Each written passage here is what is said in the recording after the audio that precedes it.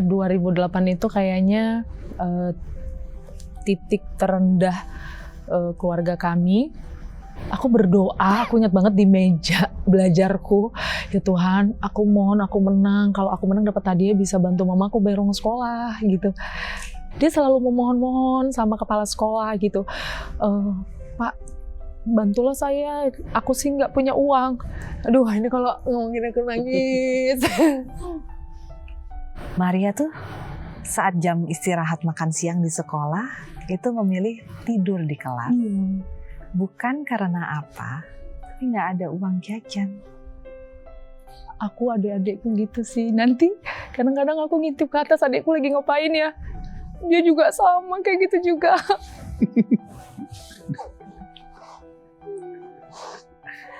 Nggak ada temannya juga, karena dia, kan kami sama-sama nggak punya uang jajan. Nggak yang berpolitik dengan teman kantornya, dengan pimpinannya, dia nggak yang seperti itu gitu. Sementara aku kan penuh dengan politik ya. Gemas, Bang, kasihlah itu parcel sama bosmu itu. Aku bilang gitu, kau ini udah dipindahkan loh Bang. Jangan-jangan kayak gitu. Pernah dia cerita bosnya ketinggalan tas. Dia melenggang pergi, aku marahin dia. Kamu tuh nggak bisa gitu, bila perlu kamu lihat ada nggak minumnya, kamu harus cepet siapin minumnya ini. Akhirnya aku pikir gini, kita harus pindah ke Jakarta. Nanti di Jakarta orang berjalan cepat, kau harus mengikutinya, ya kan? Di Jakarta ini aku paksa dia naik busway ke Anya. Akhirnya, kenapa saya nggak bawa mobil lagi? Mahal parkirannya. Oh iya, ya udah nggak apa-apa naik busway aja. Dekatnya kan 30 menit. Aku dulu sampai sejam jalan lagi aku. Kau nggak jalan, aku bilang gitu. Aku biarkan, dari situ nanti pasti dia punya strategi dengan yang susah itu. Dia akan punya motivasi. Berarti aku harus mengejar supaya aku jangan kayak gini. Biarkan. Halo pemirsa, sahabat saya yang akan bercerita dari hati ke hati kali ini adalah seorang penyanyi muda berbakat asal Medan. Latar belakang keluarga yang sederhana dan kesulitan ekonomi membuatnya berani mengambil keputusan hijrah ke Jakarta pada tahun 2008. Mengikuti ajang pencarian bakat untuk mendapatkan hadiah agar bisa membantu perekonomian keluarga. Meskipun telah terpilih mewakili Indonesia di ajang menyanyi internasional, perjalanan karirnya tidak selalu mulus. Namun dukungan sang ibu membuatnya untuk bisa tetap bersemangat. Saat ini ia telah memiliki seorang suami yang juga menjadi sumber kekuatannya. Inilah mereka, Maria Kalista dan Andri Hutajulu.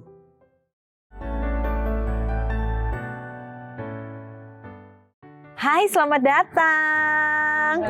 Kita kenapa jadi barengan ya, hijau-hijau begini ya? Aduh, sedang banget sih, karena kalau misalnya ingat Maria tuh bisa dikatakan melihat bagaimana perjalanannya. Tapi kalau kita boleh flashback sejenak, menyegarkan kembali memori dari pemirsa juga.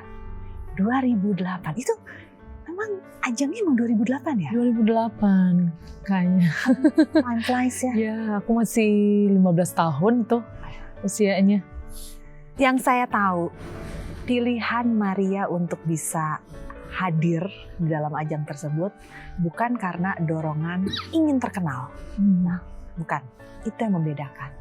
Tapi lebih kepada motivasi untuk keluarga. Detailnya silahkan. Iya, 2008 itu kayaknya titik terendah keluarga kami. Tapi emang dari sebelumnya juga memang berat ya? Iya, berat banget lah. Pas pun enggak kayaknya ya. Ya jadi mamaku tuh kayaknya ada tutupin, baru nanti pinjam lagi buat nutupin. Pinjam lagi enggak kelar-kelar. Oke, coba kita dulu. Jadi Maria ini berapa bersaudara? 3 bersaudara. 3 bersaudara. Aduh, pertama, adik kedua laki-laki. Oke. Nah, Papa mama kerjanya? Papaku supir angkot, mamaku tangga. Enggak ibu rumah tangga sih sebenarnya. Dulu sempat rentenir. Oke. Di terminal. Oke. Namanya Terminal Amplas di Medan itu. Jadi biasanya supir-supir minjemin ke mamaku. gitu. Jadi sambilan kalau itu kan malam, biasanya mamaku perginya malam ke sana kan. Kalau paginya itu siang ya mama metikin toge. Kadang-kadang ada musim kan kakek aku berladang jahe. Jadi kalau di sana musim panen suka mamaku yang jualin hasil ladang jahenya. Jadi emang kadang-kadang ngopek bawang malah. Jadi mengupas bawang. Ngupas bawang kayak bahasa Medan.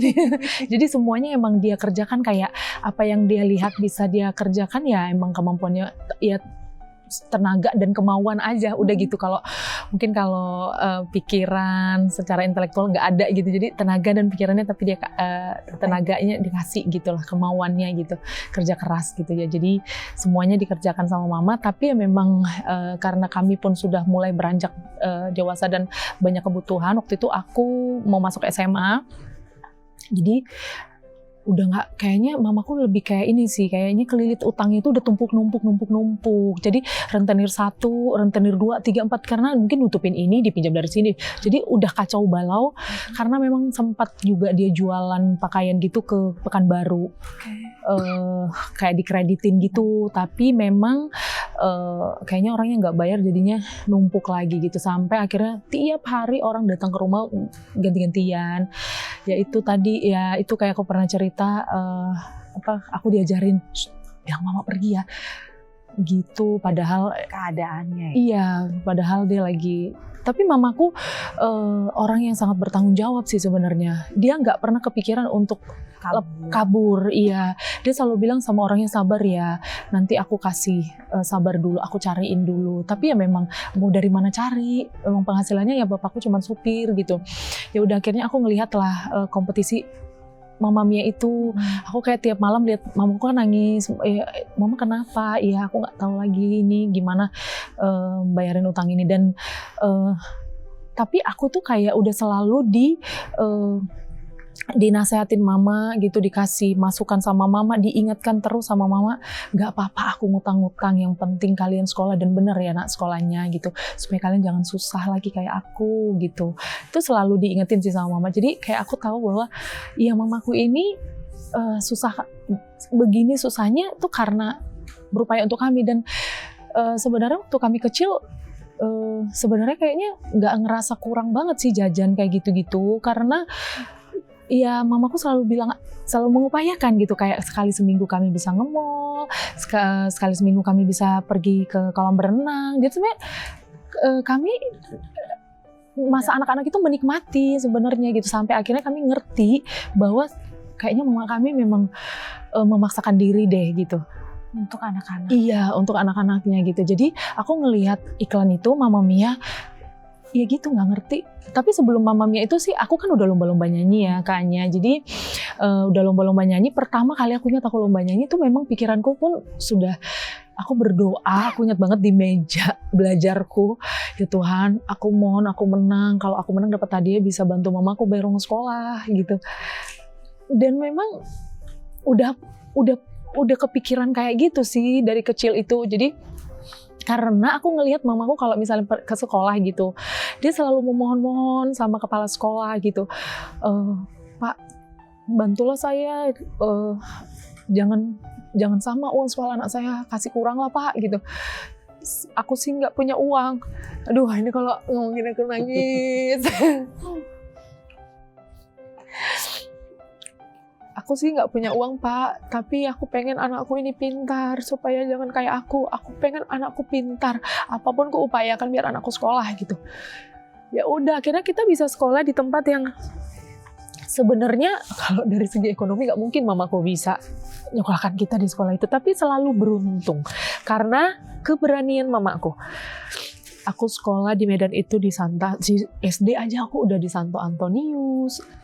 TK, dari TK, SD, SMP aku di Santa Maria, SMA di Santo Thomas, which is itu sekolah Katolik yang orang tuanya ada lah ya gitu ya.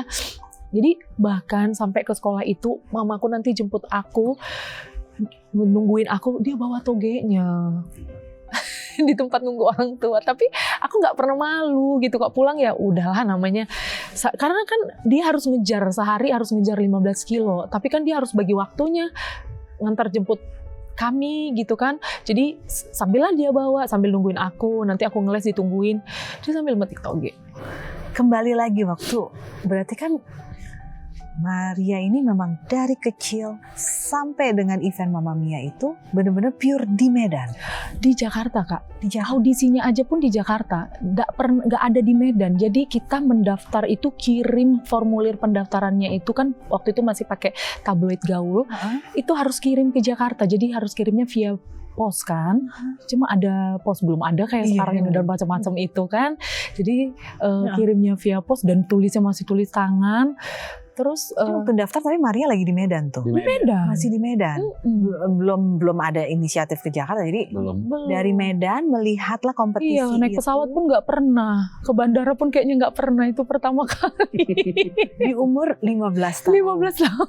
Dapatlah inisiatif, oke saya daftarkan. Iya. Yang memicu keinginan untuk mendaftar itu murni karena hadiahnya atau memang karena biasanya kan pada era itu ajang kompetisi banyak semua anak-anak tuh pingin terkenal, pingin terlihat, enggak, tidak ada motivasi saya pingin jadi terkenal masuk di majalah-majalah, enggak, hanya murni ingin mendapatkan uang untuk keluarga. Iya, aku bilang, aku pas lihat itu langsung cepet banget aku mikir gini, Tuhan, cuma ini jalan satu-satunya bisa nyelesain utang mamaku. Aku dapat hadiah ini. Pun mikirnya adalah menyelesaikan utang. Kalau kata dia, aku salah satu dari 7 keajaiban dunia. Adri juga mungkin udah sering ya mendengar cerita. Sering dong. Katanya dia nggak sanggup, udah katanya stop. Pada awal pertama kali tahu cerita ini dari Maria atau memang karena kita sudah membaca ada di luaran cerita ini? Awal mulai ya emang tahu cerita dia kan udah ada berita-berita gitu kan, udah baca gitu kan. Tapi kayak setelah dengar dari dia langsung secara keseluruhan kayak lebih banget loh gitu kan. Kayak awalnya aku kayak halah-halah ditambah-tambahin drama banget gitu kan. Awalnya masih kan awalnya pikir kayak gitu drama kan. banget gitu. Udah jangan cerita-cerita terus sama orang kayak gitu kan. Tapi lama-lama ya pas ketemu dia, pas ketemu keluarganya, mertua ngomong kayak gitu juga. Jadi kayak oh ternyata nggak lebay, ternyata dia nggak drama. Memang keadaannya gitu. Tapi ya itu tadi kata dia, aku bilang kayaknya aku sering dengar cerita teman atau saudara aku yang hidupnya miskin banget gitu kan. Tapi kayaknya kalian paling ajaib gitu. Ajaib karena masih bertahan ya. Ya gitu, dia sampai kayak yang dibilang yang paling sedih itu kayak dia sampai lagi di gereja, lagi di mana ngumpul sama ada teman-temannya nih, lagi ngumpul gitu kan. Tiba-tiba ada orang yang ngasih utang ke orang tuanya dia, ngelabrak dia. Maria mana? Katanya gitu. Maria mana utang mamamu, suruh bayarin. Bayangin dong Mbak, kayak ya ada anak kecil, kita lagi sama teman-teman kita di gereja, diomongin kayak gitu kan. Serius ada orang yang kayak gitu, bang gitu kan. Iya sering aku digituin. Bahkan waktu kami nikah, si opung itu dia perempuan kan, opung itu datang ke pesta dan kami pas turun tangga, Maria masih ingat opung kan? Ya aku memang ya ngapain benci ya.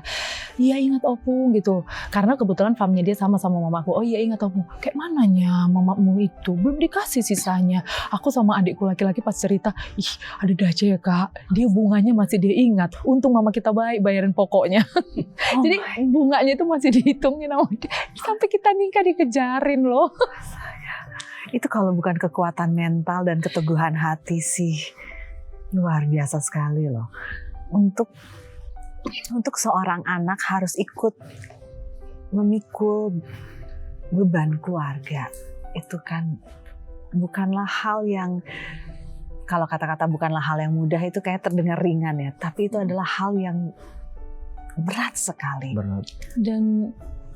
Dan memang apa ya, mama bapakku ini kayaknya perpaduan dua orang yang sangat peduli sama orang tua. Iya, karena opungku juga bukan orang yang berada gitu kan. Mamaku ini sayang banget sama orang tuanya. Tapi gitu ya kak, hidupku itu menurutku beruntung karena aku nggak tahu sekarang ya, tapi aku memastikan kalau dulu kayaknya hatiku tuh murni banget. Jadi kayak aku nggak boleh dengar mama aku susah, nggak boleh dengar mama aku pengen apa, terus aku nggak mau kasih. Tapi kayaknya sekarang aku nggak tahu ya. Setelah aku mengenal, oh ternyata ini bagus ya Pak. Dan mungkin kayak setelah semuanya selesai kayak, oke, this is my time gitu. Tapi waktu opungku hidup tuh, jadi aku ngerasain kenapa aku bisa beruntung. Satu, aku punya orang tua yang sangat peduli sama orang tuanya. Lalu waktu itu juga aku sangat murni hatinya. Jadi berkat dan keberuntunganku selalu ada. Kayak opungku dari mama sakit, tabrakan di kampung. Lalu mamaku ke Medan kan, terus mamaku nangis-nangis. Ini di ICU udah berapa minggu gitu, kayak udah semingguan lebih. Kita nggak punya duit lagi lah Maria membayarnya gitu kan. Tadi kata Om, itu tulangmu lepas aja lah oksigennya. Tapi aku nggak mau Maria, mama aku kalau aku lepaskan oksigennya berarti kan aku bunuh mamaku. Nangis-nangis dong mamaku gitu. Sementara aku lagi proses audisi musikal barengan Ari Tulang.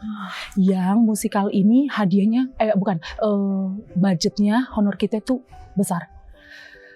Itu aku bilang sama mamaku, oh gitu ya Mak, aku masih berkit. Tapi pas aku audisi itu, aku di toilet, aku ingat kali kayaknya aku berdoa, Tuhan ayolah, aku menang lah audisi ini. Hadiahnya ini besar, aku bisa kasih ke mamaku supaya opungku bisa berobat pakai ini. Dan itu setelah aku menang, aku lulus audisi musikal itu, drama musikal Ali Topan. Kalau kayaknya pernah denger. Mbak Mera Panigoro yang ngadain sama Mbak Ari Tulang di NHP gitu. Mak, udah Mak, rawat aja opung itu Mak. Aku ada duit sekian Mak, mudah-mudahan cukup sih Mak. Kayaknya opungku di ICU sebulan. Nggak sadar sampai akhirnya bisa sadar, bisa dirawat, bisa bertahan hidup 3 bulan. Dan dengan kekurangan kami waktu itu, masih bisa juga kok mamaku untuk yang memberikan perhatiannya ke opungku. Lalu opungku laki-laki sakit lagi dari mama, sama harus dirawat lagi. Terus aku juga bilang, udah Mak rawat aja. Padahal kan kita juga belum punya apa-apa, belum punya rumah. Ya hidup masih pas-pasan lah gitu kan, nggak bisa jajan kami masih. Aku nggak pernah beli pakaian, tapi nggak kepikiran gitu. Dulu tuh nggak pernah ada ngeluh, ih uangku buat berobat opung, aku nggak bisa beli baju. Nggak kepikiran memang gitu, memang ya hatinya nggak ada ke sana gitu. Pokoknya niatnya udah Mak kasih Mak, opungku laki-laki juga sakit di ICU juga, nggak sadar juga. Ri ada obat tapi mahal, nggak apa-apa Mak, beli aja Mak, kasih Mak dokternya Mak, suruh beli. Jadi akhirnya bisa sembuh, dirawat sama kami, bawa ke Jakarta 3 tahun. Nah aku sih merasakan setelah kedua opungku itu meninggal, berkatku nggak putus-putus.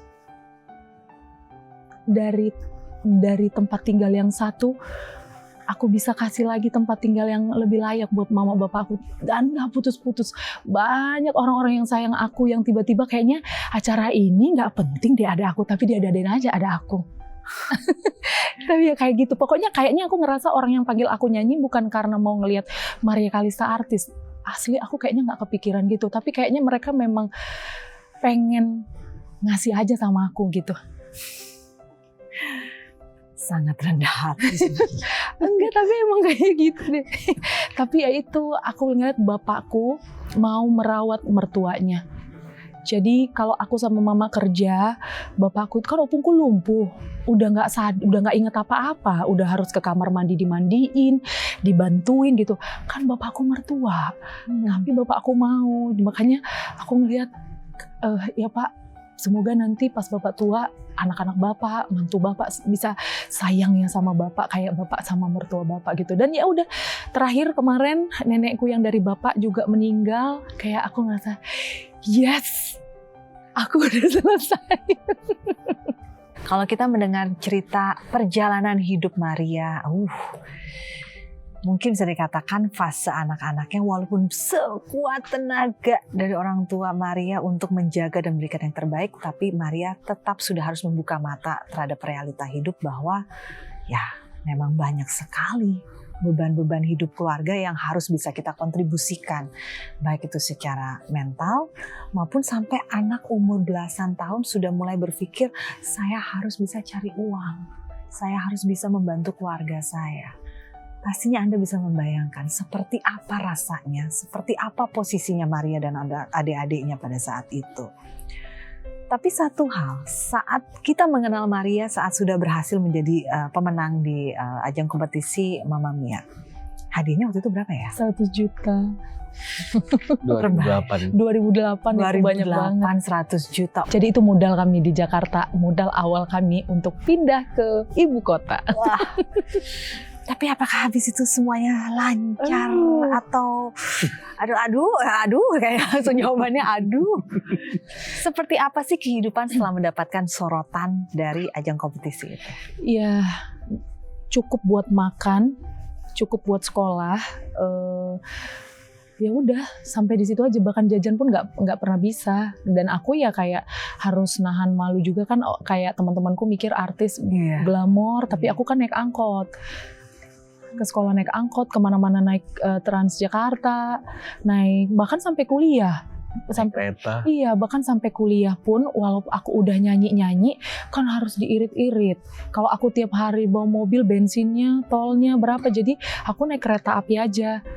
Jadi kalau nyanyi pun aku pergi nyanyi misalnya harus syuting gitu, ya udah aku pergi naik kereta api, nanti pulang baru dijemput bapakku malam gitu, supaya juga bapakku nggak capek gitu. Pokoknya ya aduh, zaman KRL dulu masih ekonomi, aduh ke kampus tuh aku bisa yang loncat dari gerbang 1 sama teman-temanku, ayo loncat, jalan dari pinggir rel kereta, aduh udah jalan dari kereta stasiun Kampung Bandan ke UBM.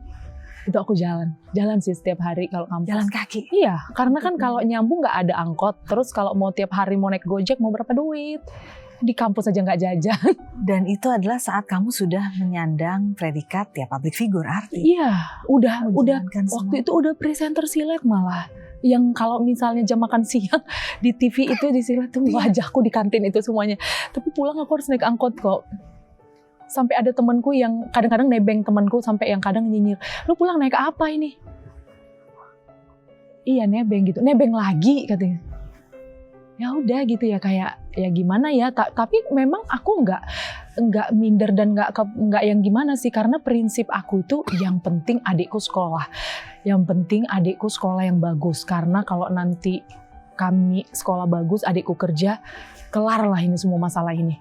Itu aja sih prinsipku, bukan yang penting aku dapat duit dari nyanyi apa enggak, yang penting kami sekolah, karena kalau udah sekolah punya pendidikan yang baik, terpecahkanlah kemiskinan ini. Itu aja sih pikiranku, makanya puji Tuhannya tuh kayak punya adikku pun yang baik-baik, yang mereka mau belajar, mereka mau aku marahin. Kalau aku tuh kan perempuan Batak yang kayaknya keras dan kasar gitu kadang-kadang sama dia. Kalian harus belajar ya, ingat bapakmu tuh supir miskin, aku bilang gitu. Kalau kalian nggak belajar lagi mau kayak apa kalian ini, aku bilang gitu. Saya sempat dapat bocoran, bahkan pada saat sekolah ini dari Jakarta sudah memenangkan kompetisi, Maria tuh saat jam istirahat makan siang di sekolah itu memilih tidur di kelas. Bukan karena apa, tapi nggak ada uang jajan. Aku adik-adikku gitu sih. Nanti kadang-kadang aku ngintip ke atas, adikku lagi ngapain ya. Dia juga sama kayak gitu juga.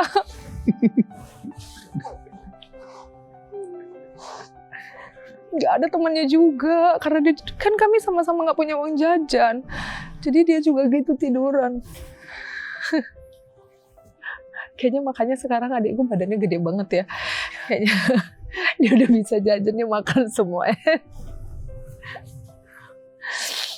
Buat beberapa orang yang mungkin tidak pernah ngerasain hal itu, bisa ceritain nggak bagaimana rasanya seorang anak harus memiliki toleransi terhadap hidup, memiliki kekuatan untuk keluarga? Apa sih, apa yang dijalanin, apa yang dirasakan, seperti apa sih, Mar? Iya sakit banget sih Kak. Tiap hari memang kekuatannya cuma berdoa sih. cuman berdoa, terus kekuatannya ngelihat wajah mama, bapak, adik-adikku gitu, kayak gak bisa, aku mesti kuat. Kalau aku lemah, aku ikut dengan cara berpikir di dunia entertain, artis, glamor, ikutin yang begitu, aku nggak peduli sama udahlah hidup masing-masing, nanti adikku ya udah serahkan aja sama Tuhan. Kayak nggak bisa juga gitu ya kan, kita harus berusaha, kita harus punya strategi gitu kan. Aku pikir kan nggak bisa aku cuek, karena kalau aku cuek besok adikku susah, pasti aku juga susah gitu. Gak mungkin seumur hidup lah ini akan menjadi beban pikiranku, aku pikir gitu. Jadi aku harus kuat, aku harus memenangkan ini gitu. Gak bisa, ini mesti selesai. Kalau berdoa itu pokoknya aku maksa aja sama Tuhan. Gak bisa Tuhan, ini harus selesai gitu. Karena suatu saat orang tua pasti menua kan, aku pikir. Menua sakit udah pasti kan. Aku pikir aku yang akan sendiri nanti. Tapi kalau dua ini bisa bekerja, mereka akan membantuku. Jadi ya aku fokusnya dengan cara berpikir itu aja terus, itu aja. Sampai akhirnya puji Tuhan mereka baik gitu kan, sekolah. Dan sekarang adikku yang nomor 2 itu lagi S2 di hukum, di UKI. Yang nomor polisi. Tapi sambil kuliahku yang nomor 3 lulus kuliah sudah S1 Untar dan sudah bekerja, ya sudahlah cukup. Udah berterima kasih. Makanya setelah yang kuliah itu hampir lulus, akhirnya aku percaya diri ketika aku digoda sama laki-laki ini. Tapi ini menarik loh. Apa yang baru disampaikan oleh Maria ya. Ini biasanya adalah kalimat yang keluar dari orang tua. Anak saya sudah nyampe ini. Tapi rasa bangga dan rasa lega itu dikeluarkan dari mulut seorang kakak. Yang saya tidak pernah bayangkan, oh seperti ini ya intonasinya. Intonasi kelegaan hati, intonasi bukan akhir sebuah perjuangan, tapi titik temu sebuah perjuangan itu. Andri, terbayang gak sih bahwa jodohmu adalah seorang perempuan tangguh, kuat, yang hidupnya keras banget. Yang hidupnya keras banget seperti ini.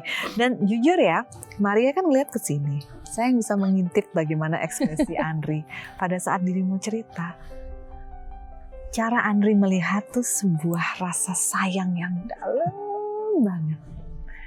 Gak takut memilih pasangan yang memiliki banyak. Ini nih banyak pertimbangan yang kalau misalnya kita lihat di sosial media kan, kita lihat masa lalu, latar belakang dari calon pasangan kita. Jangan sampai apa yang menjadi beban dia, kan saat kita memilih seseorang menjadi pasangan hidup kita, otomatis bebannya dia akan terbagi dengan diri kita. Saat mendengar ceritanya Maria yang penuh dengan duri lah ibaratnya perjalanannya, Andri nggak takut bahwa ya apa yang menjadi bebannya Maria akan menjadi bebannya Andri juga? Enggak sih, karena ya memang kemarin pemikiran aku ya memang kita sama-sama kerja gitu kan, kita sama-sama kerja, aku kerja, dia kerja, dan ya memang menurut aku adik-adiknya udah kuliah, udah pada kerja, mereka pasti bisa menghidupin dirinya sendiri kok, udah mandiri gitu. Tapi dia banyak sabarnya juga sih, kayak aduh iya ya, kamu itu banyak trauma hidup, jadi banyak kepahitan hidup. Aduh ya Tuhan. Jadi kalau kadang aku nggak cocok sama pola pikir dia, cara dia yang harus, hobi dia menabung. Hobi dia menabung, jadi kayak sementara ya ketemu aku yang agak YOLO gitu ya. Ya. Benar-benar beda kita. You only live once. Ya. Nah, harus dinikmatin. Yang satu maunya lari terus. Oh jangan, ini dikit. Gak boleh keluar nih duit. Dan kalau kerja tuh, ayo kamu tuh harus ketemu ini, kamu harus begini. Sementara dia, aduh apa sih. Tapi kan itu dia ya. Bagaimana caranya bisa saatnya mencari, dibilang kalau orang bilang, oh kesannya egois ya menikmati hidup. Tapi kan orang tidak tahu kisah perjalanan hidup kamu.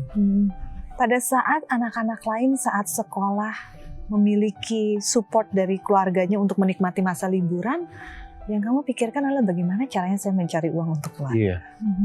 Pada saat uang ada di tanganmu, saat orang mungkin pengen tampil terbaik di panggung dengan mengeluarkan sedikit modal lah dari hasil honornya, yang kamu pikirkan nggak perlulah, Ini bisa untuk kelas adik, bisa untuk sekolah, bisa buat makan keluarga. Berbeda perjalanan hidup. Beda banget. Sampai aku pernah di label, itu aku debat sama mbaknya gitu. Dia bilang aku, kamu harus save dong buat pakaian kamu apa dari honor kamu ini kamu harus sisain sekian, tuh kayak banyak gitu. Terus aku bilang, mbak jangan gitu, aku tuh nyanyi bukan mau jadi artis, bukan mau gaya-gayaan, aku tuh nyanyi itu buat aku dapat duit supaya aku bisa kasih keluargaku. Gak cukup mbak, gak, maksudnya kayak kita di Jakarta ini merantau, jangan sampai kita pulang ke Medan gagal. Kalau pulang ke Medan tuh harus berhasil, aku bilang gitu. Jadi aku harus punya rumah, aku harus pikirin buat bapakku ada rumahnya, hari tuanya gimana, aku bilang gitu. Nggak bisa, aku nggak bisa. Akhirnya aku keluar, nggak bisa. Akhirnya keluar dari situ karena nggak bisa, pola pikirnya nggak sama. Nggak apa-apa mbak, aku keluar aja. Aku yakin aku punya rezeki kok mbak. Mbak percaya Tuhan kan, aku bilang gitu. Aku yakinin mbak, kalau aku niat sama orang tua ini, pasti aku punya rezeki kok. Tuhan pasti kasih. Akhirnya aku keluar dari situ, yang mana orang tuh pengen banget pasti masuk di situ, tapi aku memutuskan enggak. Karena bukan dengan gaya aku berhasil, tapi karena Tuhan akan memilih orang-orang untuk memberikan aku pekerjaan. Itu selalu yang aku yakinin. Makanya penampilanku mau kayak apa, bajunya mau sederhana, mau orang kasih aku baju apa aku terima, aku pakai, gaun dari mana aku upayakan, aku pinjam sana sini sama desainer, aku upayakan tapi ya gitu, aku pikir siapa nih yang bisa membantu aku masalah pakaian. Aku ikut asosiasi APPMI merancang busana Indonesia gitu-gitu, diajak nyanyi nggak apa-apa, nggak dibayar, aku ikut. Ya udah aku berani aja kayak, kok bantuin aku dong, kalau ada acara aku pinjam bajunya kok gitu kan. Ada namanya Ko Rudi Chandra, akhirnya setiap aku manggung semua pakai bajunya dia bantu aku. Jadi akhirnya kan aku bagus gitu kan. Ya udah, jadi aku bisa nabung, orang bantu aku pakaian gitu. Ada aja sih ketemu jalannya gitu. Jadi awalnya aku tuh pikir aku bajunya dari mana, tapi ada aja jadinya kesempatannya untuk bisa tampil di panggung bagus, ketemu orang yang support gitu. Itu saya hutang budi banget sih kayaknya sama si Ko Rudi Chandra itu. Banyak ngasih baju. Banyak ngasih baju. Berada di lingkungan dunia hiburan yang penuh dengan sorot dan hingar-bingar, tapi masih bisa mempertahankan prinsip dan pola pikir kamu. Bagaimana caranya? Tidakkah muncul godaan-godaan? Karena kan mudah sekali saat kita berada di sorotan masyarakat, saat kita berada di agung-agungkan oleh masyarakat, ego kita akan naik. Lalu bahkan banyak teman-teman yang di dunia hiburan itu mereka hanyut dalam pola hidup glamor yang akhirnya padahal fondasi hidup mereka belum segitu kuatnya. Tapi kamu bisa kuat bertahan dengan itu prioritas kamu seperti itu. Bagaimana? Aku percaya, imanin kalau apa yang aku perbuat sama orang tuaku, sama keluarga, itu nggak akan sia-sia, pasti aku akan berhasil. Terus aku mikirnya gitu, kalau nanti aku nikah, terus orang tua ini belum bisa mandiri, ini akan jadi bumerang bagi rumah tanggaku ke depannya. Sampai kapan orang tua ini mau bersandar sama aku gitu. Jadi kalau aku hanyut dengan cara berpikir gitu, maka susahlah aku nanti. Aku pikirnya gitu, jadi nggak apa-apa lah aku tahan-tahan sekarang. Nanti ada waktunya aku bisa menikmati, semua akan indah pada waktunya. Aku cara berpikirnya menenangkan hatiku gitu aja. Semua akan indah pada waktunya, ada saatnya kok aku nanti. Jadi kalau mau beli baju tuh sering banget loh aku ke Anya. Nanti aku udah pilih, udah ambil, ya jadi deh. Terus aku nanti berdiri gitu kan di tiangnya mall gitu. Iya nanti bisa kok, ada saatnya nanti, sabar aja, nanti masih ada saatnya bisa gitu. Ya udah pulang gitu, nggak jadi gitu. Sedangkan banyak dari kita ya pemirsa ya, baru ngeliat toko online masuk keranjang kan, terus gatel. Padahal dibilang barangnya dibutuhkan apa tidak juga, hanya rasa gatel ingin belanja. Enggak sih, karena memang aku percaya sih, ya gitu, aku percaya. So aku mikir gini, aku cantik, apapun yang aku pakai aku cantik. Jadi aku kalau berdoa, Tuhan, biarkan orang-orang itu melihat aku tuh bagus, kasih aku aura panggungku ini Tuhan, biarlah darimu, kasih aku Tuhan. Aku selalu minta itu sih, supaya orang lihat aku tuh seneng, tertarik. Aku selalu minta itu. Jadi sebelum naik panggung, aku pasti doanya itu supaya mereka tertarik sama aku Tuhan, supaya aku dipanggil nyanyi lagi. Udah gitu dong. Aku percayakan aja bahwa bukan karena pakaianku aku cantik, tapi karena ya udah Tuhan aja yang bikin aku bersinar di atas panggung itu. Gimana Andri denger ini? Memang percaya ya? Emang percaya. Dan ada hal yang bikin aku kaget pas dia nyanyi gitu. Awal-awal aku nemanin dia. Selesai nyanyi, dia duduk gini kan di samping aku gitu kan. Kayak, kenapa kamu melamun? Aku bilang dia melamun kan. Tau gak jawaban dia gini, Mbak? Mudah-mudahan dari sini ada lagi klien yang mau ngajak aku nyanyi ya. Karena itu. Hah? Ya.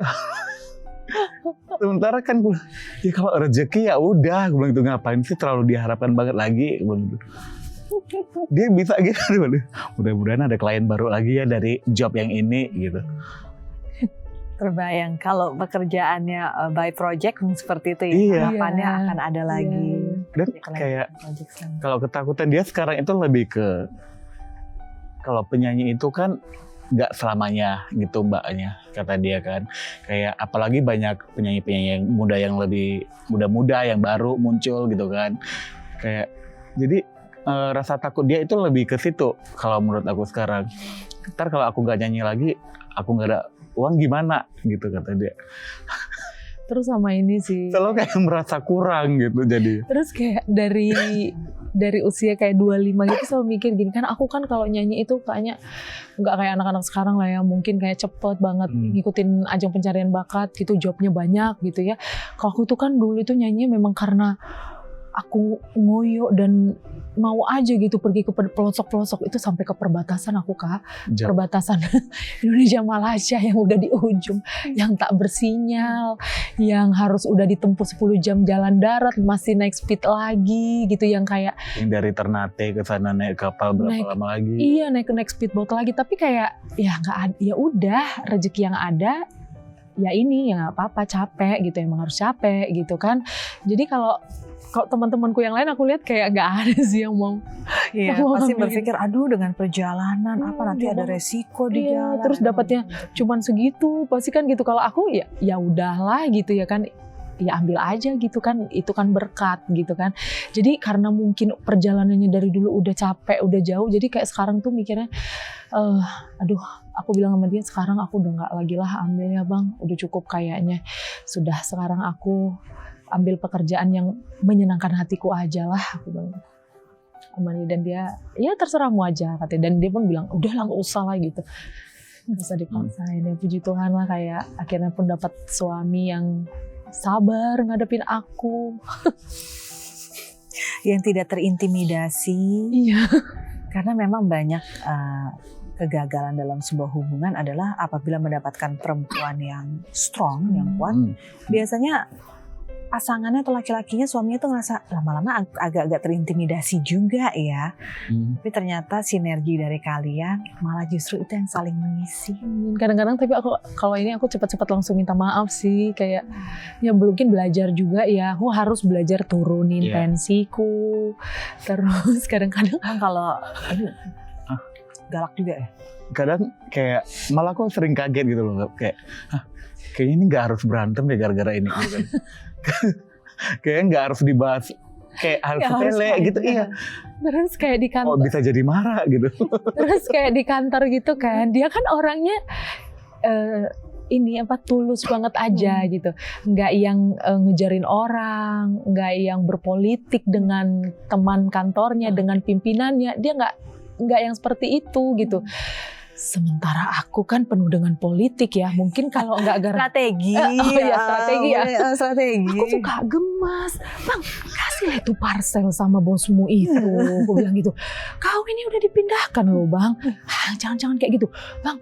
Aku tanya ya, Ku tanya sama istrinya di mana rumahnya ya, biar aku yang kirimkan sama istrinya aja. Kirimin tas ya, aku kirimin ini. Jangan Jangan bikin kamu malu. kayak gitu. Jangan bikin malu. Kayak aku gemes. Jadi aku suka kadang marah. Itulah kan, coba kamu itu mau ikutin strategi aku. Udah bisa kau nanti naik pangkat bang. Biar jangan kayak gini kita. Biar dapat nanti kita ini. Oh, tuntutan aku udah banyak kali. Kalau bang, ikutin bang, ayo cepet. Itu temanmu mau datang. Ayo, kamu harus kayak gini. Kamu nanti ya. Pernah dia cerita bosnya ketinggalan tas. Dia melenggang pergi, aku marahin dia. Kamu tuh nggak bisa gitu. Bila perlu kamu lihat ada nggak minumnya. Kamu harus cepet siapin minumnya ini. Aku ajarin dia. Terus dia kalau nggak terima gitu aku marah. Pantasan ya. Jangan kamu ngeluh temanmu bisa melejit kamu. Akhirnya aku pikir gini, kita harus pindah ke Jakarta. Nanti di Jakarta orang berjalan cepat, kau harus mengikutinya, ya kan? Di Jakarta ini aku paksa dia naik busway ke Anya. Rasakan ya gencetan dalam arti sesungguhnya. Itu setiap lewat dari Ancol tuh, apa namanya? Kampus kamu UBM, pasti dia ceritain terus dari sana ke sana lah dulu aku jalan jauh kali kata dia gitu. Jadi kan aku Dan bolak-balik asal lewat jalan itu selalu diingatkan lagi. Udah tahu kamu mau ngomong apa, aku bilang. padahal kan seluruh ininya sudah dikasih sama aku kan. Terus aku pikir gini, biarkan kamu menghitung cukup atau tidak. Aku tutup mata, tutup telinga. Biar aku bucin pun tapi ku biarkan. Karena kamu harus tahu kerasnya hidup di Jakarta. Supaya kamu bisa melomba itu juga. Jadi aku pikir gini, dia harus dikasih yang keras. Supaya dia juga bisa mengejar. Kayaknya kalau enggak dia gak tahu deh. Jadi akhirnya, kenapa saya gak bawa mobil lagi? Mahal parkirannya. Oh iya. Ya udah nggak apa-apa naik busway aja. Dekatnya kan 30 menit. Aku dulu sampai sejam jalan lagi aku. Kau nggak jalan, aku bilang gitu. Aku biarkan dari situ nanti pasti dia punya strategi dengan yang susah itu. Dia akan punya motivasi. Berarti aku harus mengejar supaya aku jangan kayak gini. Gak boleh gitu, gue bilang gitu. Kalau kamu hidupnya susah, jangan ngarepin orang lain harus susah kayak kamu, gue bilang gitu. Tidak, terus nanti kalau dia udah ngeluh kan malam, dia minta pisah. Kenapa pegel? Tadi macet kali, antrinya panjang kali. Busway. Iya, busway-nya macet soalnya. Terus aku, oh iya, gak apa-apanya itu. Untungnya kau dekat dah dari Grogol ke ini, ke Mandiri. Aku dulu bang, transit lagi, loncat lagi, apa lagi. Udahlah itu. Kayak gak ada solusi lah. Balik ke situ aja cerita dia, aku bilang kayak gitu. Tapi yang menarik adalah yang tadinya saya mengkorek kehidupan Maria, pas ketemu dengan Andri, wow ini menarik lagi nih pasangan. Ternyata benar, kita tidak pernah tahu siapa jodoh kita ya. Ternyata orang selalu bilang gini, kalau orangnya keras seperti ini nanti ketemunya pasti yang kurang lebih speednya sama. Ini enggak, berbeda sekali. Tapi bisa tertawa tersenyum dengan sangat bahagia satu sama lain. Kalau boleh saya bertanya, dari kacamata Andri dulu. Sudah mengetahui bahwa Maria ini karakternya penuh dengan perjuangan dan itu terbawa sampai dengan detik ini. Tapi pasti ada hal-hal indah sampai akhirnya Andri memutuskan inilah jodoh saya. Apa yang Andri lihat dari Maria? Sampai akhirnya ini adalah istri saya. Ini dia calon ibu dari anak-anak saya. Kenapa memilih Maria pada saat itu? Jujur aja, menurut aku ini cewek rendah hati gitu. Rendah hati banget. Kirain ya sebenarnya kita udah lama dekat, 2 tahun gitu dekatnya, tapi kayak aku ya nggak terlalu ngarep gimana karena kan kayak ya dia artis pasti glamor dan lain-lain, sementara ya siapalah aku gitu kan. Gitu. Tapi ternyata pas udah dijalanin, ternyata beda gitu, beda kok ternyata dia gitu. Terus sih Mbak kayak rasa peduli dia ke keluarga gitu, sementara aku sebenarnya kita orang yang berbeda. Kalau aku tuh lebih ke ego, aku lebih ke ya yang penting kebahagiaan aku dulu gitu. Kalau aku nggak punya duit ngapain aku usaha banget untuk orang gitu kan. Aku tipikal yang kayak gitu. Sementara dari dia aku mulai kayak oh iya ya, ternyata kita hidup bukan cuma untuk diri kita gitu kan. Ya kita ada Aku belajar dari dia tentang gimana perjuangan dan juga menabung, malah nabungnya jago banget. Makanya dari situ kayak ya, oh ya udah, ini udahlah, ini aja gitu. Karena ya aku bisa banyak belajar juga sama dia gitu. Ya, itu cara mengatur keuangan, cara ini gitu sih. Dia pintar, malah kayak produk-produk perbankan dia malah lebih paham. Padahal kan yang kerja di bank aku gitu.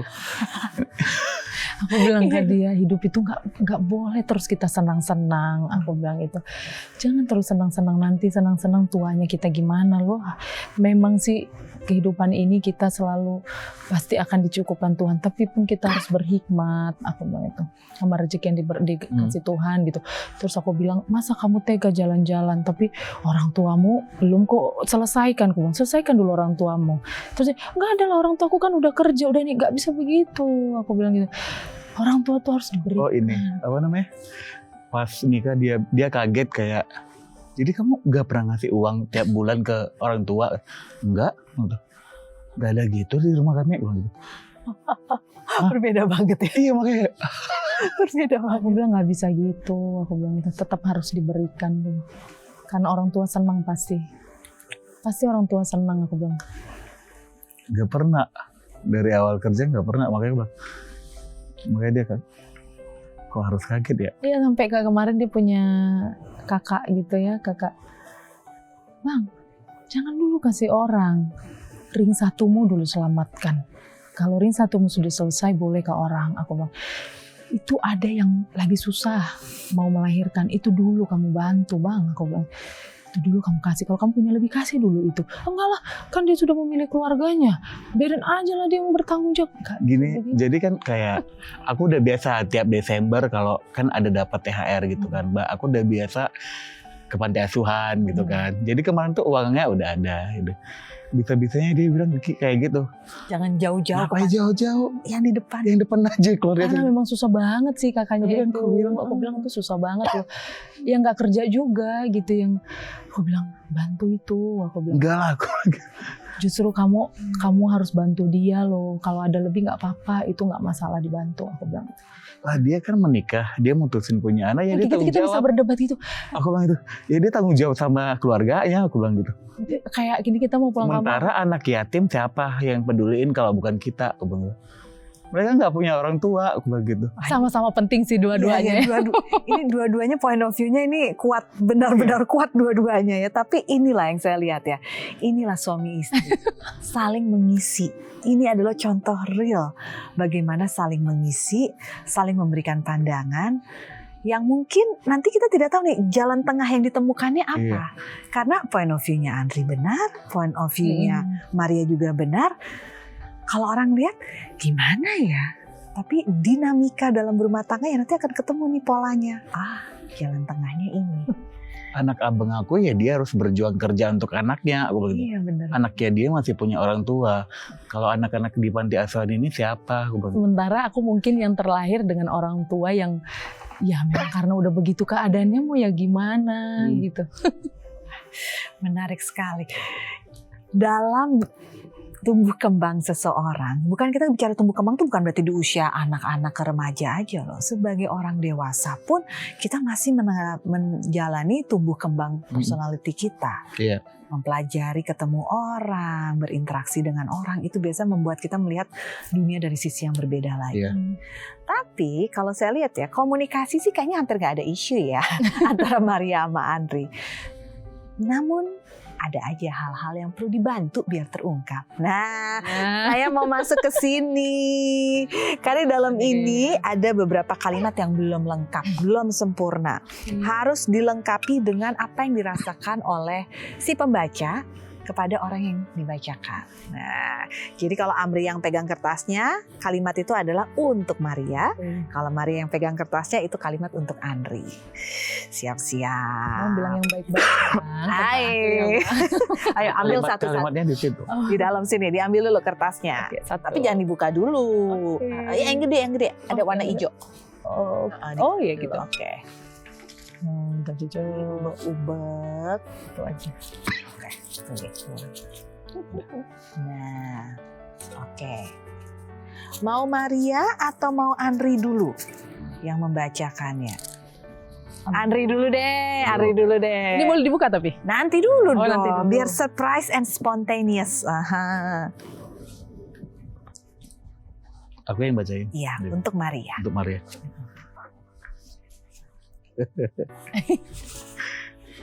Tanpa kamu hidup aku mungkin akan sepi. Sepi, ya. Sepi. Kenapa? Karena Maria itu karakternya seperti apa sampai Ribut banget. Karena kan aku udah pindah ke beberapa kota gitu, Mak. Aku pernah kerja di Palembang, pernah kerja di Medan, di Bali. Itu kan benar-benar lingkungan baru, hidup sendiri gitu. Itu sih suka nanti pas nyampe kosan kayak sepi gitu. Ya pasti saat-saat itu kita benar-benar butuh teman banget kan. Gitu sih. dan hadirlah Maria Iya. dalam hidupnya langsung. Wah, kenapa Terlalu ini? ramai malahan. Ramai banget. Oke, sekarang gantian. Kalimat ini adalah perasaannya Maria kepada Andri. Ya kalau ini bisa pas ya.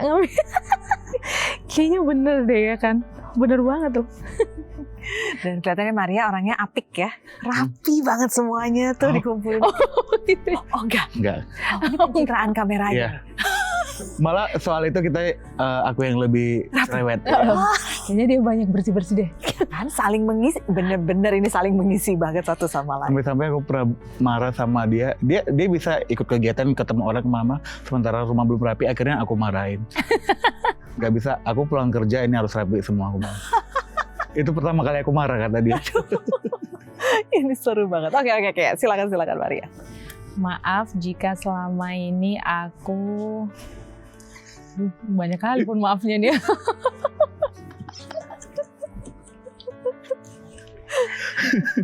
Lagi diselikain 1, 2. Banyak banget ya. Ya maaf jika selama ini aku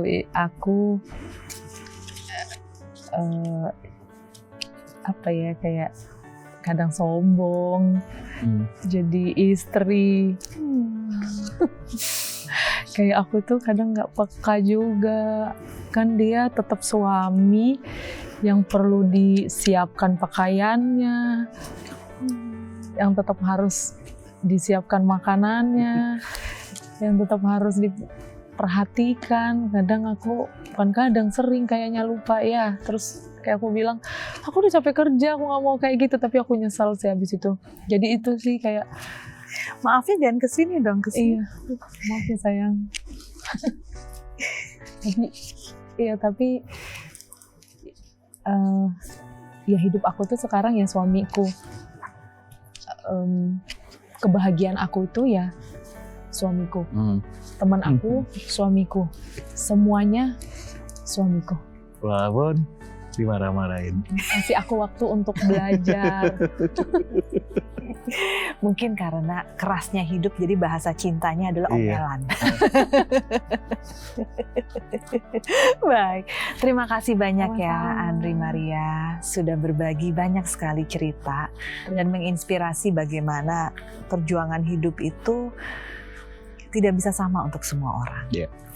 Tapi kita bisa memilih untuk mencari jalan tengah atau frekuensi yang sesuai satu sama lain. Terkadang pengorbanan itu bukan berarti pada fase hidup tertentu saja, tapi pengorbanan itu bisa dimulai dan dilakukan kapan saja. Maria melakukan itu sejak masih kecil untuk keluarga. Andri melakukan banyak hal juga dalam hidupnya, tapi sekarang ketemu Maria harus mempelajari satu hal, pola baru lagi. Kami doakan semoga semuanya lancar saja dan akan menunggu kisah-kisah perjuangan selanjutnya. Perjuangan untuk mencari kebahagiaan bersama juga dengan Anda pemirsa. Terima kasih untuk kebersamaannya. Terima kasih untuk waktu Anda mendengarkan banyak kisah inspirasi dari hati ke hati. Saya Anya Dinov mohon pamit. Sampai jumpa.